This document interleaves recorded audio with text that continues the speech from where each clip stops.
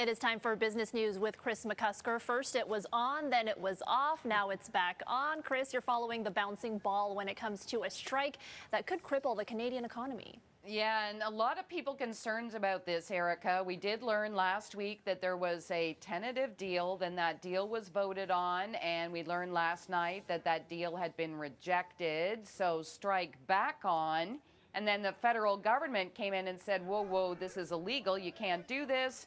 So that prompted the union to issue a new strike mandate for Saturday. Now the Canadian Federation of Independent Business, or I should say, again, the Canadian Federation of Independent Business expressing concerns about this strike, the CFIB calling the union's decision to reject this mediated agreement irresponsible, adding that will prolong the devastating impacts of the strike.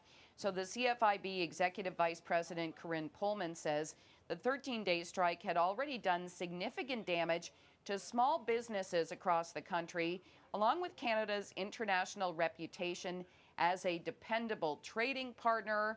So the CFIB also calling on governments or the government, I should say, to pass back to work legislation. Now, a number of companies having to pivot, so you might not feel the effects. A lot of people feel like this is sort of a BC story.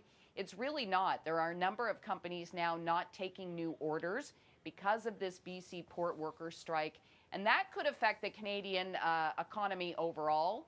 But also maybe if you go to a smaller business and you're looking for something, might not be there. Right.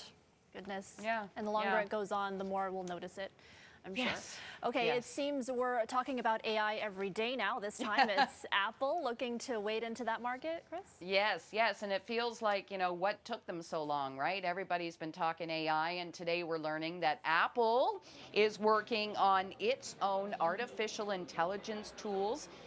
They could challenge those of OpenAI, and we just talked yesterday, Erica, about Microsoft's big plans for expansion in this area. There's also Bard from Google. So Apple has reportedly built its own framework to create large language models, which is the heart of AI-based systems. So Apple's foundation, known as Ajax, and the company's also created a chatbot service, which is referred to as Apple GPT.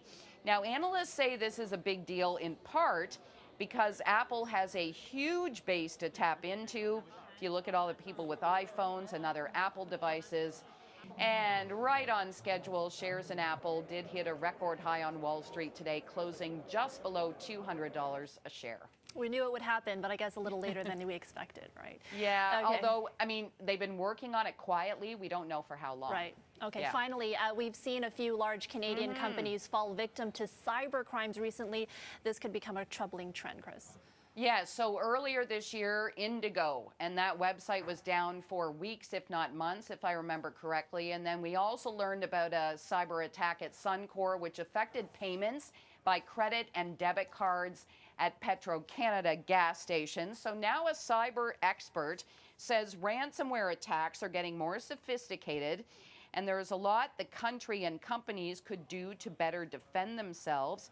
This is the head of the Canadian Centre for Cybersecurity, and Sammy Khoury says while ransomware attackers used to break into systems and take control, many have now changed their methods. Instead of requesting cash just to give back control, many now focused on stealing the data and then using that to threaten to release or sell it. The other problem that I hear from a number of cyber experts is that many companies have been paying the ransomware just to sort of put an end to all the drama. And of course, if the criminals are asking for money and they're getting the money, they're going to keep doing that. That's right.